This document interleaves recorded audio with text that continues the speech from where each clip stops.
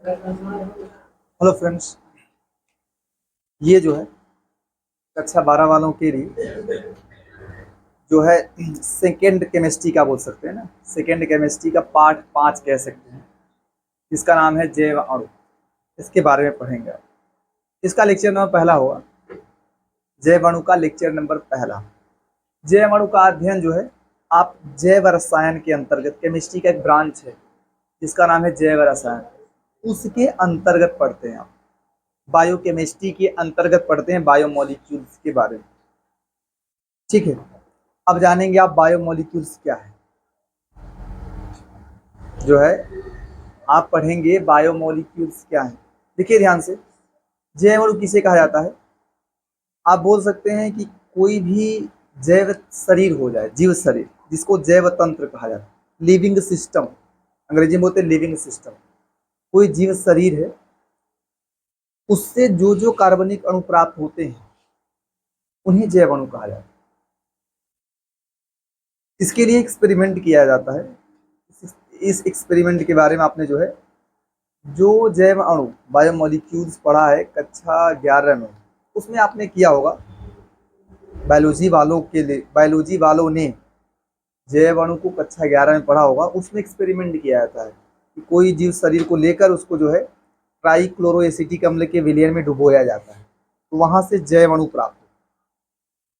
तो यहाँ वो एक्सपेरिमेंट नहीं करना, यहाँ केवल डेफिनेशन जानना है कि जीव शरीर के निर्माण में भाग लेने वाले कार्बनिक अणु जैव अणु कहलाते हैं। इसका मतलब क्या है कि भाई जीव शरीर में वो पाए जाएंगे ना, जीव शरीर में जो भी कार्बनिक अणु पाए जाएंगे या उसके निर्माण में जो भी कार्बनिक अणु भाग लेंगे उन्हें आप जैव अणु कहेंगे। इसके अंतर्गत आप क्या क्या पढ़ते हैं जैव अणु के अंतर्गत? कार्बोहाइड्रेट, प्रोटीन, वसा, वसा या लिपिड, एक ही बात है, और विटामिन, हार्मोन्स। हार्मोन तो प्रोटीन की कैटेगरी पढ़ लेंगे आप।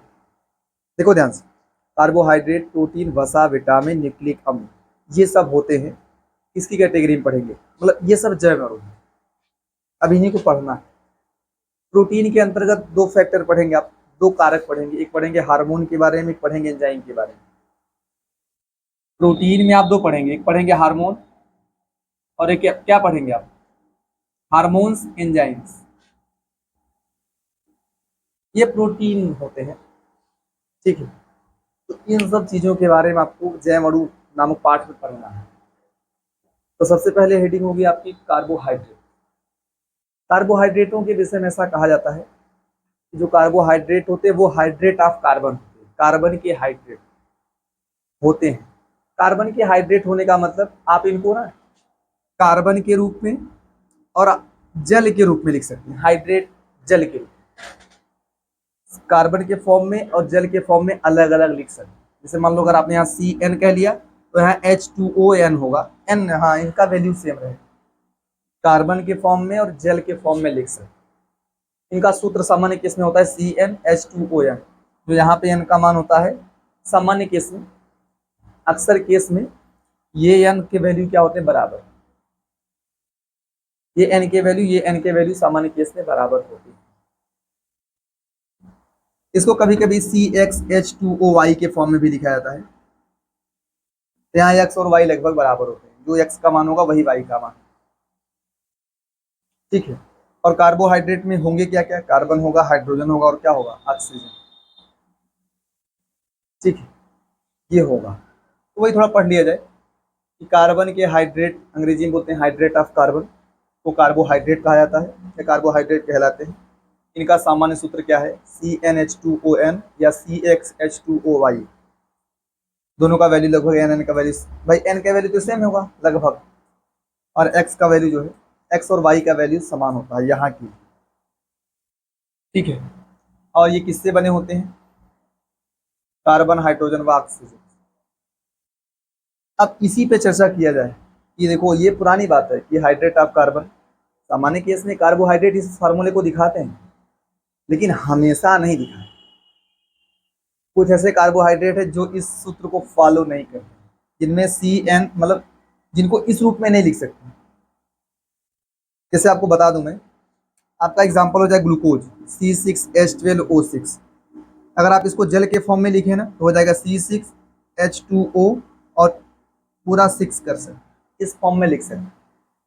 जैसे ग्लूकोज की बात कर लें तो आप लिख सकते हैं ऐसे, तो मतलब हाइड्रेट ऑफ कार्बन के फॉर्म में लिख सकते हैं। यहाँ दोनों का वैल्यू या बराबर होगा ना। एक शुगर है जिसका नाम है राइबोज शुगर, ठीक है, आरएनए में पाया जाता है, C5H10O5 होता है, ये एक राइबोज शुगर है। इसको आप लिख सकते हैं C5H क्या सकते हैं H2O होल 5 के फॉर्म में लिख सकते हैं। तो आप बोलते हैं कि भाई अगर ये हाइड्रेट ऑफ कार्बन के रूप में लिखा जा चुका है, इन्हें बोल देंगे कार्बोहाइड्रेट, ठीक है। लेकिन देखो ध्यान से, एक है, एक शर्करा है आपका, कार्बोहाइड्रेट शर्करा है कि जिसका नाम से देखो, अगर किसी यौगिक को शर्करा कहा जाता है तो वो कार्बोहाइड्रेट की कैटेगरी में ही पड़ा है, मतलब वो कार्बोहाइड्रेट ही है। कार्बोहाइड्रेट का दूसरा नाम शर्करा है। इसके अलावा इसको सैकेराइड के नाम से भी जाना जाता है। कार्बोहाइड्रेट को सैकेराइड के नाम से भी जाना जाता है। आपने सुना होगा मोनोसैकेराइड, डाइसैकेराइड, वो कार्बोहाइड्रेट है, ठीक है। अच्छा देखिए, बात किया जाए, एक शुगर होता है जिसका फार्मूला होता है C6 होता है, यहाँ देखो लिखा गया ना C6H12O5। आप इसको इस फॉर्म में नहीं लिख सकते, कैसे लिख पाएंगे? अगर यहाँ पे देखो ध्यान से, अगर मान लो C6H10O5 रहा होता तो यहाँ पे ना भले से n का वैल्यू ना बराबर नहीं आता, C6 हो जाता, यहाँ H2O होल 5 हो जाता। सामान्य केस में इसका वैल्यू बराबर होता है। कभी कभी मान लो अगर इस फॉर्म में लिखा जा रहा है, समझ लो कार्बन के फॉर्म में H2O के फॉर्म में लिखा जा सकता हो तो उसको बोल देंगे कार्बोहाइड्रेट। लेकिन ये एक शर्करा है, ये शुगर है, मतलब कार्बोहाइड्रेट है, इसका नाम है रैमनोज। रैमनोज अंग्रेजी में लिख लेंगे रैमनोज। ये हाइड्रेट ऑफ कार्बन नहीं है। कैसे लिख सकते हैं बताएं? आप इसको हाइड्रेट ऑफ कार्बन के फॉर्म में नहीं लिख सकते, लेकिन है ये कार्बोहाइड्रेट, ये कार्बोहाइड्रेट है, लेकिन इसको नहीं लिख सकते। तो यहाँ देखिए ध्यान से, लिख सकते हैं ये कार्बोहाइड्रेट ऑफ कार्बन नहीं, हाइड्रेट ऑफ कार्बन नहीं है। और बहुत सारे ऐसे यौगिक हैं जो हाइड्रेट ऑफ कार्बन है लेकिन वो कार्बोहाइड्रेट नहीं है। जैसे एग्जांपल आपको बता दिया जाए, एक है एसिटिक अम्ल CH3COOH, आप इसका फार्मूला लिख सकते हैं C2 हो जाएगा और H4 हो जाएगा, O2 हो जाएगा, लिख सकते हैं ना, C2H2O होल ट्वाइस हो जाएगा, लिख सकते हैं। लेकिन ये कार्बोहाइड्रेट नहीं, ये जो है एसिटिक अम्ल जो है ये क्या है, लिख सकते हैं आप लोग, हाइड्रेट ऑफ कार्बन है, हाइड्रेट ऑफ कार्बन है किंतु कार्बोहाइड्रेट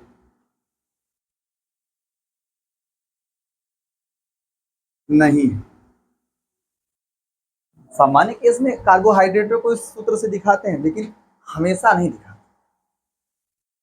कुछ एक्सेप्शन है जो कि आपको याद रखना पड़ेगा। रैमनो शुगर याद रखना पड़ेगा, जो कि है कार्बोहाइड्रेट है लेकिन ये हाइड्रेट ऑफ कार्बन नहीं है। एसिटिक अम्ल क्या है, ये हाइड्रेट ऑफ कार्बन दिखा रहा है लेकिन कार्बोहाइड्रेट नहीं। इस प्रकार इस डेफिनेशन को ज़्यादा वैल्यू नहीं दी गई भाई, यहाँ पे काफ़ी मिस्टेक्स हैं, असुविधाएं हैं। तो कार्बोहाइड्रेटों की बहुत आधुनिक परिभाषा, मॉडर्न डेफिनेशन बनाई गई, बहुत एक्सपेरिमेंटल डेफिनेशन बनाई गई। उसकी क्या होगी देखिए ध्यान से, कार्बोहाइड्रेटों की आधुनिक परिभाषा क्या होगा।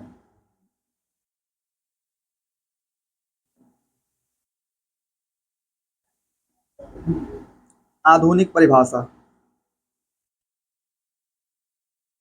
मॉडर्न डेफिनेशन लिख सकते हैं, डेफिनेशन। इसमें जानते हैं, ये पहले देखा गया कि जितने भी कार्बोहाइड्रेट होते हैं उनमें या तो मुख्य क्रियात्मक समूह या तो एल्डिहाइड होता है या तो कीटोन, ये जानते रहिए आप। जितने भी कार्बोहाइड्रेट होते हैं उनमें मुख्य क्रियात्मक समूह या तो एल्डिहाइड होगा या तो कीटोन, और उसके साथ एल्डिहाइड या कीटोन के साथ में दो या दो से अधिक OH समूह पाए जाते हैं। दो या दो से अधिक क्या पाए जाते हैं? OH, हाइड्रोक्सिल समूह।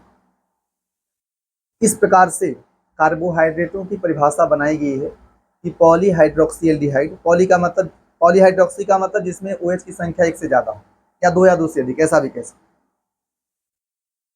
पॉलीहाइड्रोक्सी एल्डिहाइड अथवा कीटोन क्या कहलाते हैं? कार्बोहाइड्रेट।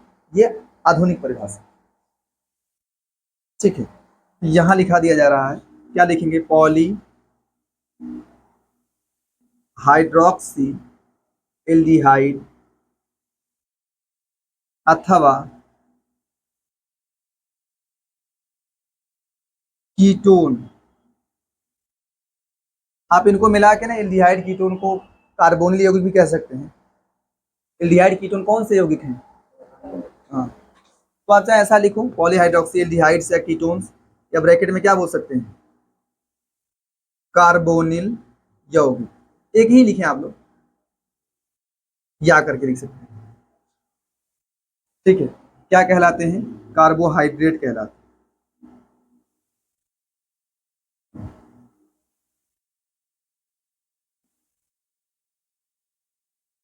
इसके एग्जाम्पल बहुत सारे हैं, जैसे आपने पेंटोज शुगर सुना है, ग्लूकोज, फ्रक्टोज, ठीक है, ये सब इसी कैटेगरी में पढ़े जाते हैं।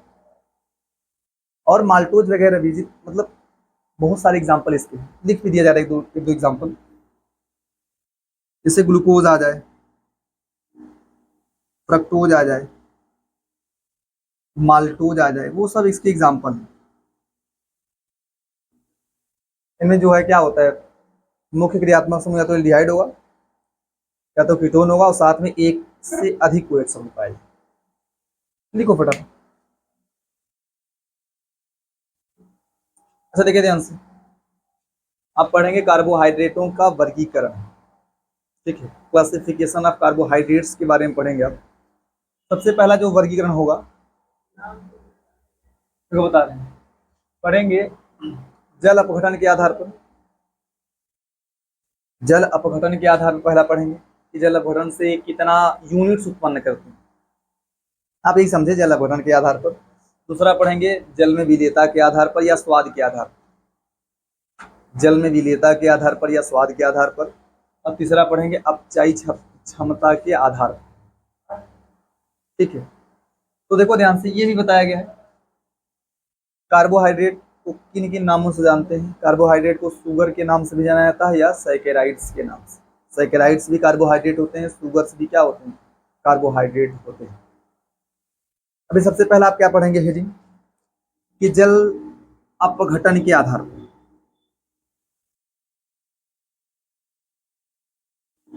जल अपघटन के आधार पर।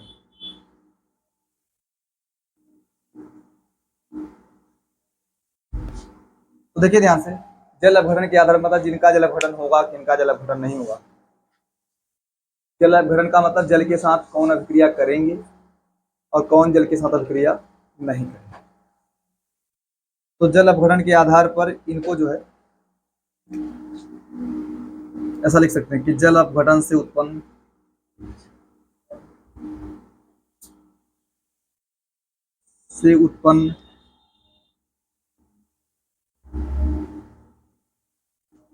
यूनिट्स, हिंदी में कहते हैं इकाइयों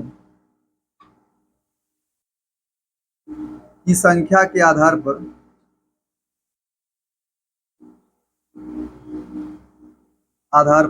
कार्बोहाइड्रेट निम्न है या निम्नलिखित है। निम्नलिखित हैं। जानते हैं कि तीन कैटेगरी पढ़ेंगे आप, कैसा बोल सकते हैं? कार्बोहाइड्रेट तीन प्रकार के होते हैं, एक होता है मोनोसैकेराइड, एक होता है ओलिगोसैकेराइड, एक होता है पॉलीसैकेराइड। ये समझ लें कि जल अपघटन के आधार पर तीन कैटेगरी में पढ़ेंगे। कौन कौन से कार्बोहाइड्रेट? एक पढ़ेंगे आप लोग क्या, मोनोसैकेराइड,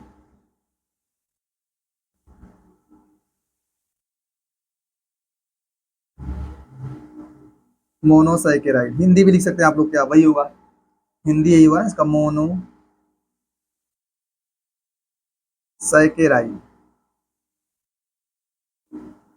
स लिख लें, मोनोसैकेराइड्स। अब देखो मोनोसैकेराइड क्या होता है पता है? मोनोसैकेराइड पढ़ेंगे, ओलिगोसैकेराइड और पॉलीसैकेराइड। मोनोसैकेराइड क्या होते हैं? इनका जल अपघटन नहीं, मतलब जानते हैं क्या है?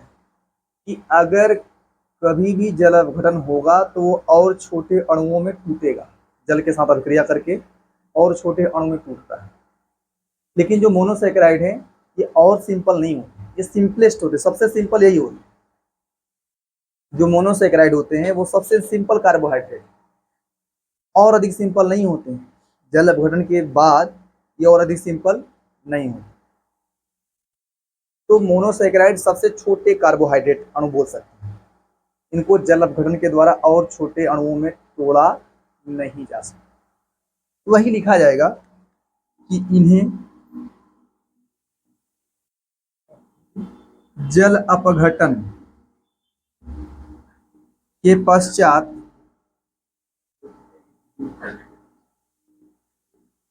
और सरल या छोटे जो भी कहें आप अणुओं में नहीं तोड़ा जा सकता। या ये भी कह सकते कि ये जल अपघटन के द्वारा और सरल अणुओं में नहीं टूटते, जो भी कहें आप। इसकी एग्जांपल सबसे इंपॉर्टेंट है। मोनोसैकेराइड के अंतर्गत आप पढ़ते हैं राइबोज शुगर, राइबोज है, ग्लूकोज है, फ्रक्टोज है, गैलेक्टोज है, एक है मैनोज, ईटीसी। ये सब जो शुगर है ये मोनोसैकेराइड एनसीईआरटी के एग्जांपल्स हैं। ठीक है, इसमें जो है देखो, ribose, glucose, fructose, galactose, mannose. Ribose का जो फार्मूला होता है वो होता है C5H10O5। बाकी जो इतने नहीं, ये सब, इन सभी का फार्मूला होता है C6H12O6। ये सभी के सभी हेक्सोज शुगर है, पढ़ाऊंगा आपको मैं। ये जो सभी है इनका सभी का सूत्र होता है C6H12O6। इनको हेक्सोज शुगर कहा जाता है, ये पेंटोज शुगर है। शुगर के बारे में भी आपको पढ़ाया जाएगा। पहला यही होगा, और सेकेंड क्या होगा? सेकेंड आप पढ़ेंगे ओलिगोसैकेराइड। यहाँ नहीं, लाइट नहीं आ रहा है यहाँ। अब देखो ध्यान से, ओलिगो, हाँ, ओलिगोसैकेराइड। अब देखिए ध्यान से, ओलिगोसैकेराइड्स क्या होते हैं?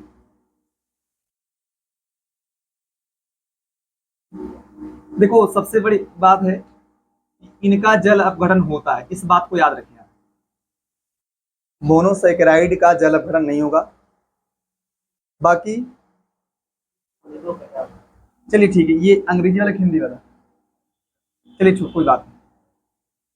ओलिगोसैकेराइड, सबसे बड़ी बात आप जान लीजिए कि ओलिगोसैकेराइड का जल अपघटन होता है। जल अपघटन के बाद ये सिंपल यूनिट देगा, यही सब उत्पन्न करेंगे। जो ओलिगोसैकेराइड होते हैं वो उनका जल अपघटन होगा, और जल अपघटन के बाद वो सिंपल यूनिट में ब्रेक होंगे। और सिंपल यूनिट कौन है? यही सब, इन्हीं में ब्रेक होगा। और ब्रेक होने के बाद, मतलब जल अपघटन के बाद 2 से लेकर 10 तक मोनोसैकेराइड का अणु उत्पन्न करता है कौन? ओलिगोसैकेराइड। और अगर 10 से अधिक उत्पन्न करेगा तो पॉली में आ जाएगा। अगर जल अपघटन के बाद 10 से अधिक मोनोसैकेराइड के अणु उत्पन्न करेगा तो उसको किसकी कैटेगरी में पढ़ेंगे आप? पॉलीसैकेराइड की कैटेगरी। ठीक है, वही लिखा जाएगा। तो आप क्या लिख सकते हैं कि ये जल अपघटन के पश्चात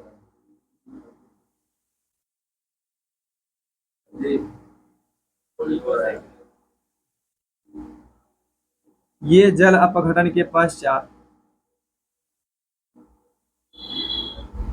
2 से 10 मोनोसैकेराइड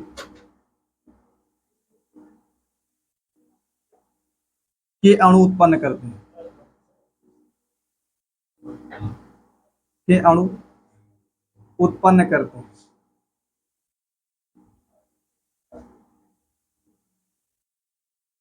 जानते हैं मोनोसैकेराइड के विषय में एक बात आप लिखेंगे कि मोनोसैकेराइड क्या होते हैं?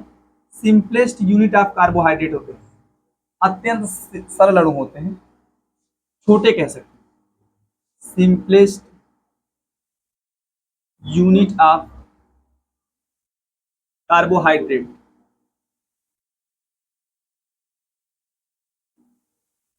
अब देखो ये 2 से 10 देगा ना, 2 से 10 मोनोसैकेराइड का अणु उत्पन्न करता है। इसी की संख्या के आधार पर जल अपघटन के बाद उत्पन्न मोनोसैकेराइड के अणुओं की संख्या के आधार पर इसको बांटा गया है डाइसैकेराइड, ट्राइसैकेराइड, टेट्रासैकेराइड, ऐसे करके डेकासैकेराइड तक बांटा गया। डाइसैकेराइड का मतलब जब 2 अणु उत्पन्न करेगा मोनोसैकेराइड का, ट्राइसैकेराइड का मतलब जब 3 अणु उत्पन्न करेगा, टेट्रासैकेराइड का मतलब 4, 10 उत्पन्न करेगा डेकासैकेराइड, 10 से अधिक पॉलीसैकेराइड में आ जाएगा। ठीक है,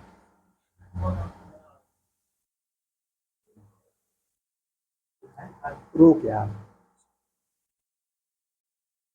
अच्छा देखिए ध्यान से, ये लिखा गया है कि जल अपघटन से उत्पन्न मोनोसैकेराइड अणुओं की संख्या के आधार पर, मोनोसैकेराइड के अणुओं की संख्या के आधार पर इन्हें मतलब वही जो कार्बोहाइड्रेट है, या इसको बोल सकते हैं ऑलिगोसैकेराइड। ऑलिगोसैकेराइड को डाइसैकेराइड, ट्राइसैकेराइड, टेट्रासैकेराइड, डॉट डॉट डॉट डेकासैकेराइड में से पेंटाहेक्सा चलेगा। ठीक है, लेकिन आपको प्रमुख रूप से पढ़ना है इसके बारे में, डाइसैकेराइड के बारे में आपको पढ़ना, ट्राई वगैरह के बारे में नहीं पढ़ना। तो देखिए ध्यान से, अगर इसमें मैं डाइसैकेराइड की बात करूं विशेष रूप से,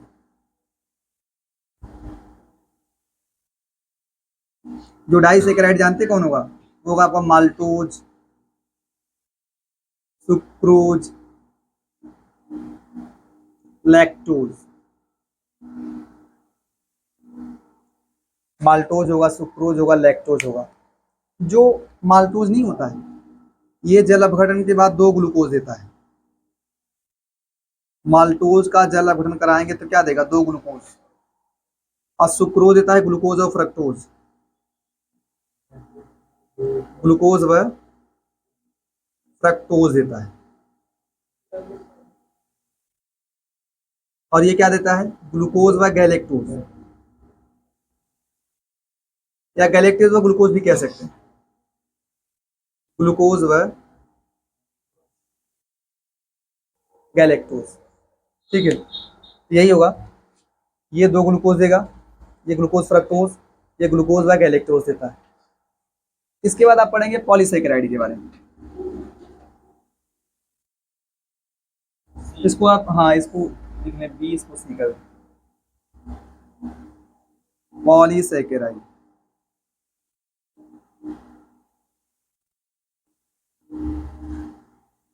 पॉलीसैकेराइड क्या है भाई? इनके विषय में लिख सकते हैं, ये जल अपघटन के बाद, नीचे लिखेंगे ना, ये जल अपघटन के बाद 10 से अधिक, 10 से अधिक मोनोसैकेराइड के अणु उत्पन्न करते हैं। मोनोसैकेराइड के अणु उत्पन्न करते हैं।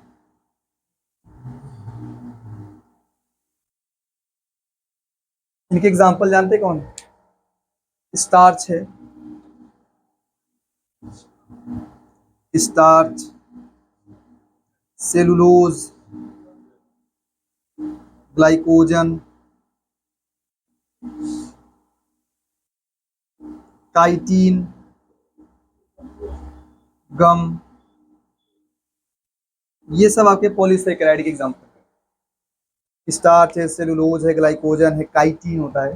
ठीक है, हाँ, और एक गम है।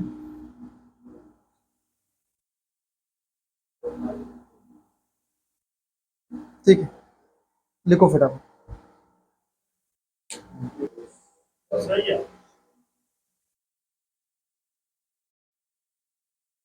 देखिए ध्यान से, कार्बोहाइड्रेटों के वर्गीकरण में जो अगला है पढ़ेंगे जल में विलेयता के आधार पर।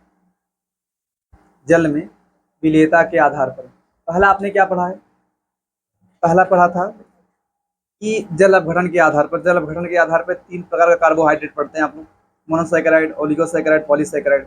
मोनोसैकेराइड क्या होता है? इनका जल अपघटन नहीं होता। ऐसा लिख सकते हैं कि ये जल अपघटन के द्वारा और सरल अणुओं में नहीं तोड़े जा सकते। ठीक है, एग्जाम्पल क्या है? ग्लूकोज, फ्रक्टोज, गैलेक्टोज, मैनोज, ये सब राइबोज वगैरह सब इसी में आते हैं। दूसरा पढ़ेंगे ओलिगोसैकेराइड। ओलिगोसैकेराइड क्या है? इनका जल अपघटन होता है और ये जल अपघटन के बाद 2 से लेकर 10 मोनोसैकेराइड के अणु उत्पन्न करते हैं। जो है जल अपघटन के आधार पर कितना मोनोसैकेराइड का अणु देता है, उसके ना जल अपघटन के बाद कितना मोनोसैकेराइड का अणु उत्पन्न करता है, उसके आधार पर आप जो है ओलिगोसैकेराइड को डाइसैकेराइड, ट्राइसैकेराइड, टेट्रासैकेराइड, ऐसे ही डेकासैकेराइड तक पढ़ते हैं। डाइसैकेराइड क्या होते हैं? जो जल अपघटन के बाद आपसे पूछे कोई डाइसैकेराइड क्या है, तो लिख सकते हैं कि वे कार्बोहाइड्रेट जो जल अपघटन के बाद 2 मोनोसैकेराइड के अणु उत्पन्न करते हैं, उन्हें आप क्या बोलेंगे? डाइसैकेराइड। इसी कैटेगरी में क्या आते हैं? सुक्रोज, माल्टोज, लैक्टोज, ये सब आते हैं। सुक्रोज क्या करता है? जल अपघटन के बाद ग्लूकोज और फ्रक्टोज देगा, और जो है आपका माल्टोज है ये 2 ग्लूकोज देता है। लैक्टोज क्या देगा? गैलेक्टोज और ग्लूकोज, या ग्लूकोज या गैलेक्टोज दोनों कह सकते हैं। इसके बाद पॉलीसैकेराइड है। पॉलीसैकेराइड का जल अपघटन नहीं है, ये जल से क्रिया नहीं करती। जल में घुलना अलग बात है, और जल के साथ क्रिया करके छोटे अणुओं में टूटना वो अलग बात है। तो ये जो है पॉलीसैकेराइड जो है जल अपघटन के बाद 10 से ज्यादा मोनोसैकेराइड का अणु उत्पन्न करता है। जल अपघटन के बाद 10 से अधिक मोनोसैकेराइड का अणु उत्पन्न करता है। इसमें क्या पढ़ेंगे आप? स्टार्च, सेलुलोज, ग्लाइकोजन, काइटिन वगैरह ये सब पढ़ते हैं। ठीक है, अभी आप अगला क्या पढ़ेंगे? अगला पढ़ेंगे जल में विलेयता के आधार पर, या स्वाद के आधार पर भी आपने हेडिंग किया है। तो जल में विलेयता के आधार पर आप कार्बोहाइड्रेटों को 2 कैटेगरी में पढ़ेंगे, शुगर और नॉन शुगर, शर्करा और अशर्करा। शुगर क्या होते हैं? शुगर जल में घुलनशील होते हैं, और जो नॉन शुगर होंगी, जो अशर्कराएं होंगी, वो जल में क्या होती हैं? अघुलनशील। जल में घुलनशीलता के आधार पर ये है। अगर आपसे कोई कहे स्वाद के आधार पर, तो स्वाद के आधार पर भी 2 टाइप की हैं, शुगर, नॉन शुगर। जो स्वाद मीठे होंगे वो आपके शर्कराएं होंगी, और जो स्वाद मीठे नहीं होंगे, स्वादहीन होंगे, उन्हें आप क्या बोलेंगे? अशर्करा।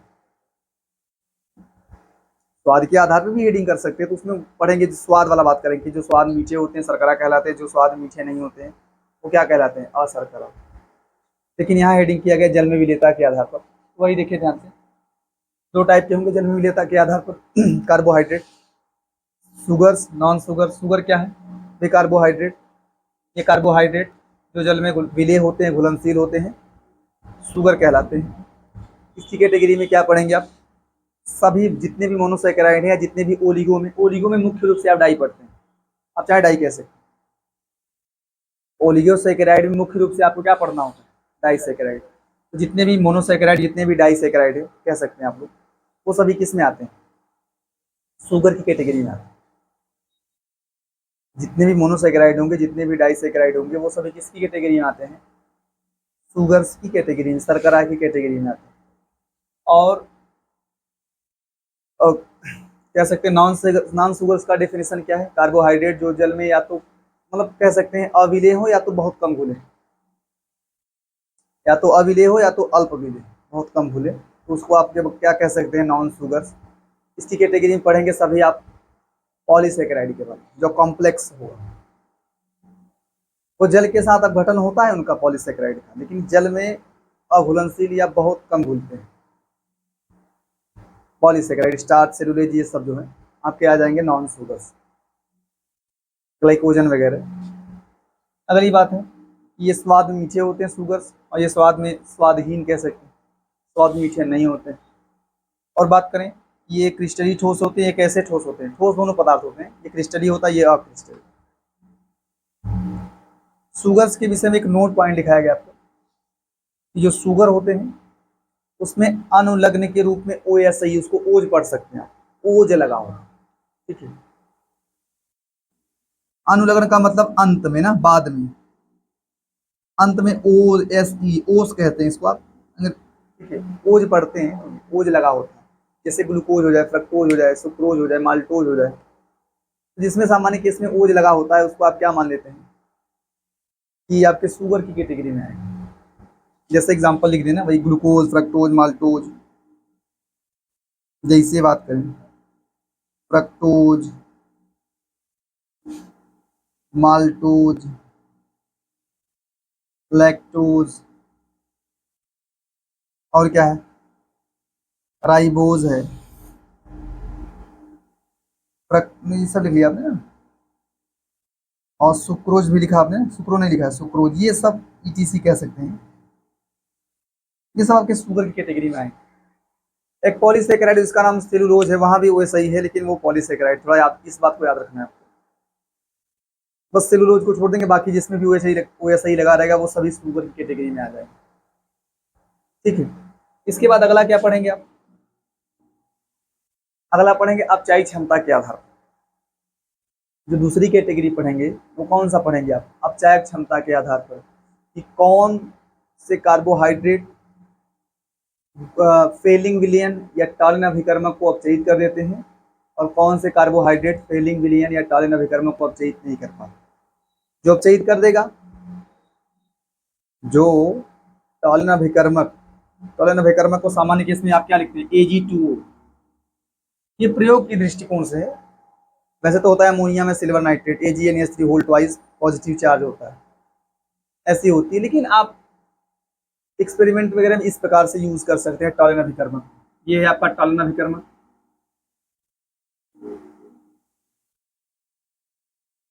और क्या होता है? एक होता है फेलिंग विलियन, हाँ, CuO के रूप में यूज करते हैं, लेकिन आप जानते हैं ना कि ये जो है कॉपर सल्फेट, ठीक है, कॉपर सल्फेट और सोडियम पोटेशियम टार्टरेट का मिश्रण होता है अपना, कौन? फेलिंग अभिकर्मक या फेलिंग विलियन, जो भी कहें। तो आपका ये क्या है? फेलिंग अभिकर्मक कह सकते हैं, चाहे अभिकर्मक कहें चाहे विलियन कहें, बात एक ही है। तो जो टॉलिन अभिकर्मक को, फेलिंग विलियन को, जो भी कार्बोहाइड्रेट अपचयित कर देगा उसको अपचायी शर्करा कहेंगे, और जो अपचयित नहीं कर पाएगा वो क्या होगा? अनअपचायी शर्करा होगा। लिखवा दे रहे हैं अगला। अगला हेडिंग थर्ड कह सकते हैं, अपचायक क्षमता के आधार पर।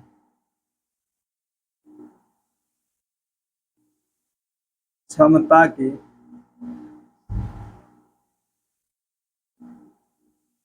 आधार पर,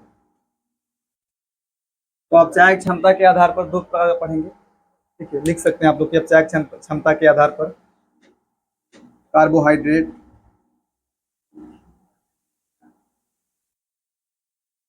क्षमता के आधार पर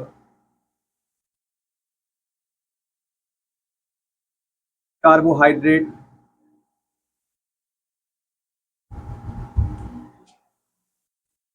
कार्बोहाइड्रेट्स को ना अपचायी व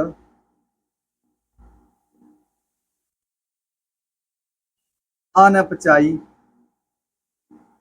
शर्करा के रूप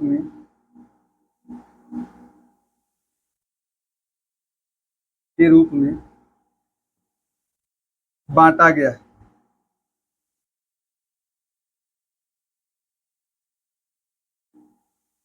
तो आप चाहे तो लिख सकते हैं एक तरफ अपचायी शर्करा, एक तरफ अनपचायी शर्करा ना। एक तरफ लिख सकते हैं अपचायी शर्करा,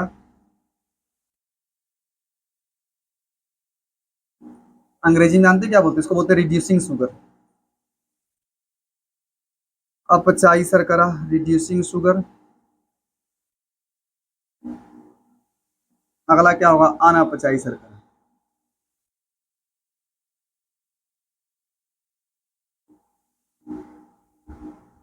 इसको क्या बोलते हैं? Non reducing sugar.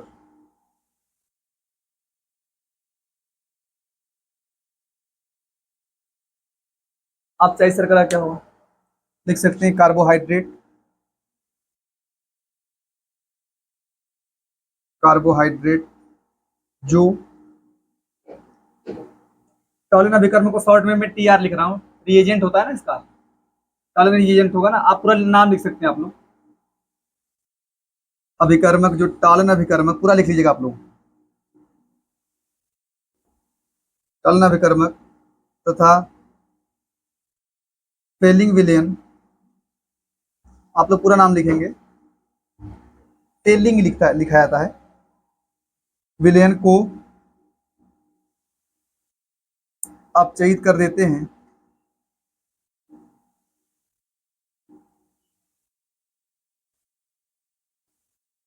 अपचायी शर्करा कहलाता है।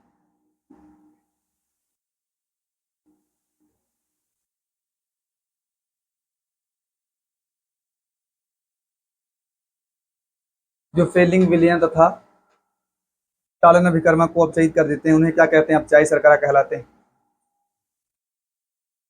अगला क्या लिखेंगे आप लोग? कार्बोहाइड्रेट पूरा लिख लेंगे, फिर लास्ट में नहीं कर पाते, जो लिख लेते पूरा, जो टॉलिन अभिकर्मक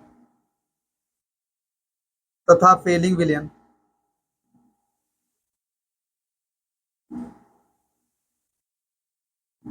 को अपचयित नहीं कर पाते, अपचयित नहीं कर पाते अनपचायी शर्करा शर्करा कहलाते, अनपचायी शर्करा कहलाते हैं। अब देखो ध्यान से, अपचायी शर्करा अनपचायी शर्करा के एग्जाम्पल आईएमपी, इंपॉर्टेंट एग्जाम्पल। अपचायी शर्करा की कैटेगरी में आपके आते हैं सभी मोनोसैकेराइड, सभी मोनो व डाइसैकेराइड, सभी मोनो व डाइसैकेराइड सुक्रोज को छोड़कर। सुक्रोज डाइसैकेराइड है ना, वही एक ऐसा डाइसैकेराइड है जो अपचायी नहीं होता। बाकी जो माल्टोज लैक्टोज है ये सब क्या होते हैं? अपचायी की कैटेगरी में आते हैं। जितने भी मोनोसैकेराइड है और जितने भी डाइसैकेराइड है वो सभी अपचायी की कैटेगरी में आते हैं, बस किसको छोड़कर? सुक्रोज, सुक्रोज को छोड़ दें। अगली बात करें यहाँ, आप यहाँ लिख सकते हैं सभी पॉलीसैकेराइड व सुक्रोज। सुक्रोज इसकी कैटेगरी में आएगा, सभी पॉलीसैकेराइड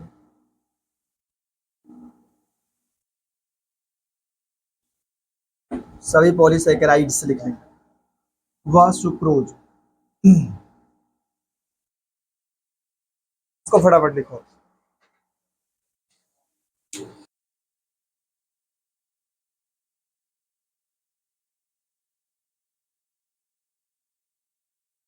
अच्छा देखिए ध्यान से, अभी आप क्या पढ़ेंगे? मोनोसैकेराइड के बारे में। मोनोसैकेराइड को सिंपलेस्ट मैंने बताया था ना, ये सिंपलेस्ट कार्बोहाइड्रेट है। सिंपलेस्ट और जल अपघटन नहीं होता है ना, इनको जल अनपघटनी कहा जाता है। अब चाहे लिख सकते हैं इनका एक और नाम, ये क्या होते हैं? सरल व जल अनपघटनी कार्बोहाइड्रेट, ऐसा नाम दे सकते हैं। सरल व जल अनपघटनी कार्बोहाइड्रेट तो है। अब देखो ध्यान से, ये बताया गया है कि कार्बोहाइड्रेट को दो प्रकार से पढ़ रहे हैं आप लोग, मतलब मोनोसैकेराइड को मुख्य रूप से दो कैटेगरी में पढ़ेंगे, एल्डोज और कीटोज। ठीक है, एल्डोज और कीटोज किस आधार पे पढ़ेंगे? उनमें कौन सा क्रियात्मक समूह, उनमें मुख्य क्रियात्मक समूह कौन सा, ऐसा बोला। ठीक है, देखिए ध्यान से, वही बताया गया है कि जो मोनोसैकेराइड्स हैं को उनमें उपस्थित क्रियात्मक समूह, या यहाँ पे मुख्य भी कह सकते हैं कि मुख्य क्रियात्मक समूह के आधार, उपस्थिति के आधार पर, मुख्य क्रियात्मक समूह की उपस्थिति के आधार पर इनको दो प्रकार से बांटा गया है, एल्डोज और कीटोज। एल्डोज क्या होगा? जब मुख्य क्रियात्मक समूह एल्डिहाइड होगा, और कीटोज कब कहेंगे? जब मुख्य क्रियात्मक समूह कौन होगा? कीटोज। अब बहुत सारे एल्डोज बहुत सारे कीटोज आपको बताया जाए। एल्डोज के बहुत सारे एग्जाम्पल, उनकी सामान्य संरचना, और कीटोज के बहुत सारे एग्जाम्पल, उनकी सामान्य संरचना। ठीक है, अच्छा देखो, तो मैं बात करूं, अगर मैं बात करूं एल्डोज की,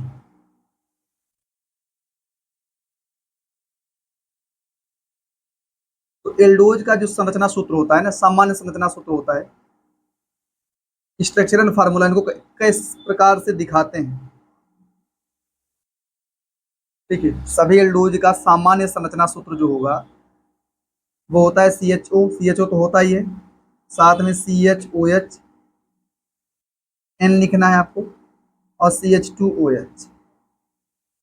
यहाँ जो N का वैल्यू होता है, 1 से लेकर 7 तक पढ़ते हैं आप लोग, 1 2 3 4 डॉट डॉट डॉट 7 तक, लेकिन आपको सामान्य केस में 4 तक ही पढ़ना है। मतलब N का वैल्यू यहाँ पे 1 1 2 3 4 से ही 7 तक हो सकता है। ठीक है, आप N का वैल्यू रख सकते हैं, तो N का वैल्यू अगर आपने 1 माना है, ठीक है, यहाँ आ सकता है इधर तक कि नहीं, इसमें देखो वीडियो आ जाएगा ना। अच्छा देखो ध्यान से, अगर आपने N का मान 1 रखा,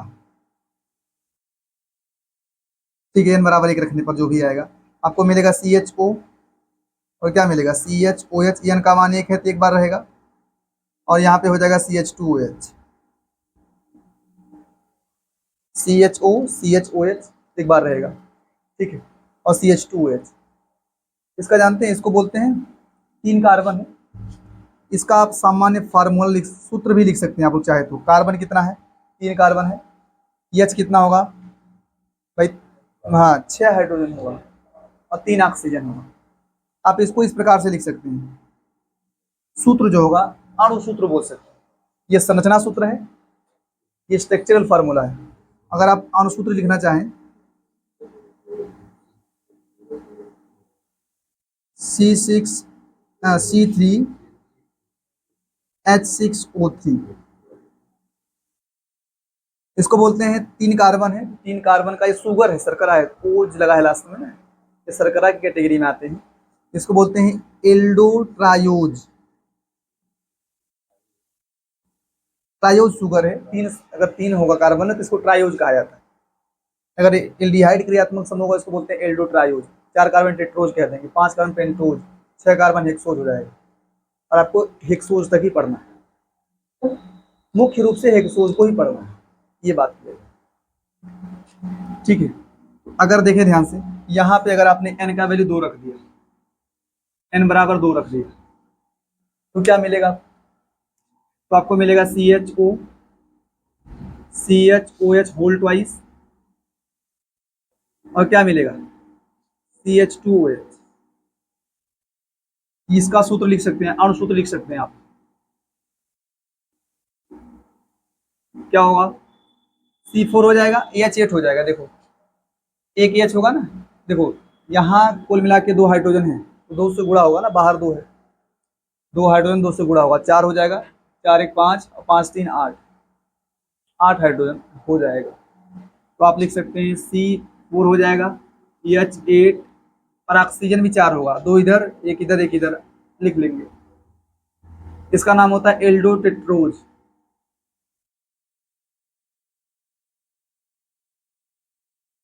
अगर N बराबर 3 लेंगे आप, तो यहाँ पे आपको मिलेगा CHOH थ्राइस हो जाएगा, और यहाँ पे होगा CH2OH। क्या लिखेंगे अणुसूत्र भाई, अणुसूत्र होगा C5, भाई 5 कार्बन हो जाएगा, 3 इधर है 2 इधर, C5 हो जाएगा, H10 हो जाएगा, O5। इसको एल्डोपेंटोज कहा जाता है, क्या कहा जाता है, एल्डोपेंटोज। जो राइबोज होता है, देखो राइबोज जो लिखा नहीं आपने, राइबोज शुगर, उसका अध्ययन इसी में किया जाता है, इसी के अंतर्गत राइबोज शर्करा का अध्ययन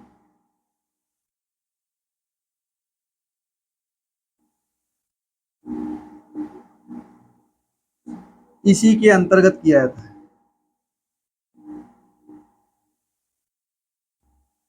अंतर्गत किया जाता है। अगर आपने n बराबर 4 लिया, सबसे प्रमुख यही है, ये दोनों मुख्य रूप से आपको पढ़ने हैं। एक बार n बराबर 3 के लिए, n बराबर 4 के लिए। तो अगर आपने n बराबर 4 रखा तो आपको क्या मिलेगा, CHO मिलेगा, और क्या मिलेगा, CHOH 4 बार, और क्या मिलेगा, CH2OH मिलेगा। तो आप इसको बोलेंगे हेक्सो, मतलब ये एल्डो हेक्सोज शुगर है। हेक्सोज है, 6 कार्बन होंगे भाई। इसका अणुसूत्र आप लिख सकते हैं C6H12O6 हो जाएगा। ये कौन सा शुगर है, एल्डो हेक्सोज शुगर है, एल्डो हेक्सोज शुगर कह सकते हैं आप, हर जगह शुगर लगा सकते हैं। यहाँ भी शुगर हो जाएगा, ये भी शुगर सीख सकते हैं आप लोग। ये एल्डो हेक्सोज शुगर होंगे। एल्डो हेक्सोज शुगर जो भी होंगे उनका सामान्य संरचना सूत्र ऐसा होगा। अब इसके अंतर्गत क्या पढ़ते हैं, जो ग्लूकोज नहीं, ग्लूकोज, गैलेक्टोज, मैनोज, ये सब इसी के अंतर्गत पढ़ते हैं। आप लिख सकते हैं इसके अंतर्गत ये सबसे प्रमुख है, ग्लूकोज, गैलेक्टोज व मैनोज का अध्ययन किया जाता है।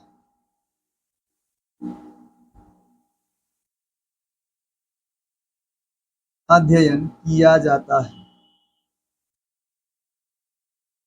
ठीक है। फटाफट लिखें।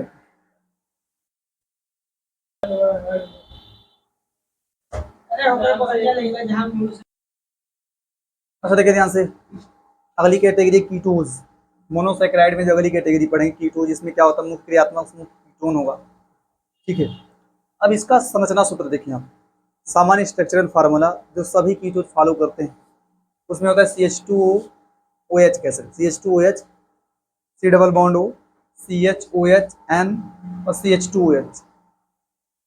CH2OH। यहाँ पे कीटोन है ना, तो कीटोन बीच में रहना है, कीटोन किनारे पे रह नहीं सकता, एल्डिहाइड तो CHO होता है, तो CH2OH और फिर C डबल बॉन्ड O, फिर CHOHN, फिर CH2OH होता है। यहाँ n का वैल्यू 0 से स्टार्ट करते हैं, क्योंकि आपको पहले मैं बता दे रहा हूँ। देखो जो शुगर्स वगैरह मिनिमम कार्बन वाले शुगर होते हैं 3 कार्बन वाले, शुगर्स में कम से कम कार्बन की संख्या 3 हो, कम से कम 3। तो आपने पढ़ा था ना पहले ही, CHO होता है, CHOH, CH2OH, पहला जो है प्रथम शुगर से है 3 कार्बन वाला, इसको एल्डोट्रायोज कहा जाता है। वैसे यहाँ भी 3 कार्बन से जो कीटोज होंगे, ये भी तो शुगर है, बस इसमें मुख्य क्रियात्मक समूह कीटोन होगा, इसमें क्या है। देखो अगर एल्डोट्रायोज हो चाहे कीटोट्रायोज, दोनों का अणुसूत्र समान हो, बस क्रियात्मक समूह डिफरेंट हो। ऐसे ही एल्डोटेट्रोज हो चाहे कीटोटेट्रोज हो, दोनों का अणुसूत्र क्या रहने वाला, समान। डिफरेंस होगा भाई, ट्रायोज किस लिए लिखा गया है, कार्बन की संख्या के लिए। टेट्रोज किस लिए लिखा गया है, कार्बन की संख्या के लिए। अब एल्डोज कीटोज क्यों लगाया गया है, क्रियात्मक समूह के लिए है। जो एल्डोज या कीटोज के लिए है वो उसमें मुख्य क्रियात्मक समूह के लिए लगाया गया। यहाँ जो n का वैल्यू होता है, जैसे मान लो ये कार्बन, 2 कार्बन, अगर इसको भी शामिल करेंगे 4 कार्बन हो जाएगा, तो कम से कम 3 वाला चालू करना है, 3 से लेके आगे बढ़ना है, ठीक है। तो यहाँ पे जो है n का वैल्यू आप 0 रख के फिर 0 1 2 3 ऐसा करके पढ़ेंगे। यहाँ भी हेक्सोज मेन है, मुख्य हेक्सोज होगा यहाँ। तो देखो ध्यान से, अगर आप n का मान 1 रखते हैं, n बराबर 1 रखने पर, 1 नहीं 0 स्टार्ट करेंगे। एल्डोज में 1 से स्टार्ट करना है और यहाँ पे 0 से। देखो ध्यान से क्या मिलेगा, देखो ध्यान से, आपको मिलेगा CH2OH, C double bond O। फिर यहाँ देखो, अगर यहाँ n का वैल्यू रखेंगे 0, ये पूरा गायब हो जाएगा, 0 का मतलब नहीं है, ठीक। तो अगर आप 0 रखेंगे तो गायब हो जाएगा, नीचे मिलेगा CH2OH, CH2OH, C double bond और CH2OH। इसका अगर आप अणुसूत्र लिखेंगे तो वही आएगा जो आपने लिखा था, एल्डो ट्रायोज का जो होगा वही कीटो ट्रायोज, इसका नाम है कीटो ट्रायोज, ट्रायोज शुगर। अणुसूत्र क्या होगा पता है भाई? कार्बन देखिए, 1 2 3 कार्बन, हाइड्रोजन 2 1 3, 2 1 3 6, 3 ऑक्सीजन है, तो वही अणुसूत्र सेम होगा। ट्रायोज, टेट्रोज, इन सब का अणुसूत्र सेम रहने वाला। भाई ट्रायोज का क्या होगा?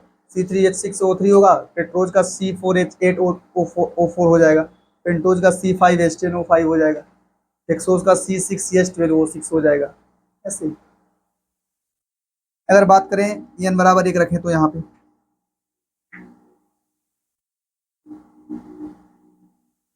आपको मिलेगा CH2OH, C double bond O, फिर क्या मिलेगा CHOH, एक बार है, फिर CH2OH, CH2OH, C double bond O, फिर क्या मिलेगा? ये मिलेगा ना एक बार, n बराबर 1 रखेंगे तो एक बार हो जाएगा CHOH, फिर CH2OH। अगर आप इसका अणुसूत्र लिखते हैं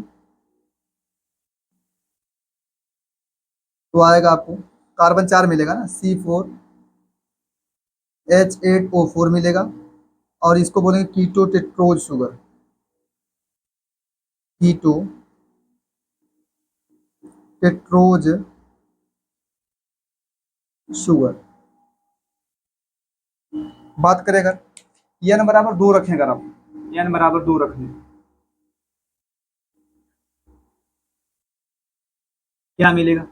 मिलेगा CH2OH, C double bond O, CHOH, whole twice यहाँ कर देंगे, CH2OH, कितने कार्बन? 5।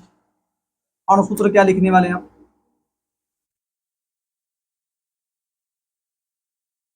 अणुसूत्र लिखेंगे C5H10O5, इसको आप बोलेंगे क्या? कीटो पेंटोज होगा ना भाई, 5 कार्बन, कीटो pentose sugar.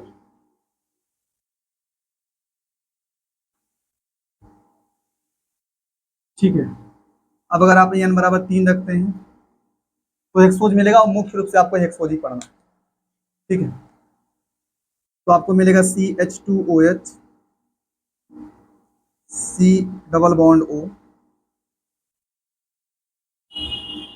CHOH whole thrice, CH2OH। आप इसको बोलेंगे अणुसूत्र क्या होगा? होगा C6H12O6, आप इसको बोलेंगे क्या? कीटो हेक्सोज शुगर है। इसकी कैटेगरी में जानते हैं क्या पढ़ते हैं आप? फ्रक्टोज के बारे में पढ़ते हैं, इसके अंतर्गत आप फ्रक्टोज के बारे में, aldohexose, ketohexose, IMP है। तो एल्डो हेक्सोज का जानते रहिए क्या होता है? CHO होता है, CHO 4 बार, फिर CH2OH। और कीटो हेक्सोज का याद रखें आप, CH2OH, C डबल बॉन्ड हो, CHOH थ्राइस हो जाएगा, फिर CH2OH। इसके लिए आपको थोड़ा दिमाग से सोचना पड़ेगा कि यहाँ पे CH2OH 2 बार रहता है, फिर ये हो है, ये C डबल बॉन्ड हो जा रहा है, फिर हेक्सोज बनाना है, भाई कीटो हो चुका है, ये CH2OH, C डबल बॉन्ड हो रहना है, फिर CH2OH, तो CHOH 3 ही बार करना है ना। और उसमें क्या होता है? CHOH, CHO होता है, फिर CHOH, फिर CH2OH, तो CHOH को ही बढ़ाना होता है, 2 कार्बन पहले होते हैं, एक CHO का, एक CH2OH का, तो वहाँ पे 4 करना पड़ेगा। चीज़ थोड़ी सी याद रखें, इसको आप माइंड से सॉल्व करें। इसके अंतर्गत क्या पढ़ते हैं आप? इसके अंतर्गत फ्रक्टोज का अध्ययन किया है, फ्रक्टोज का अध्ययन किया जाता है। लिखिए फटाफट।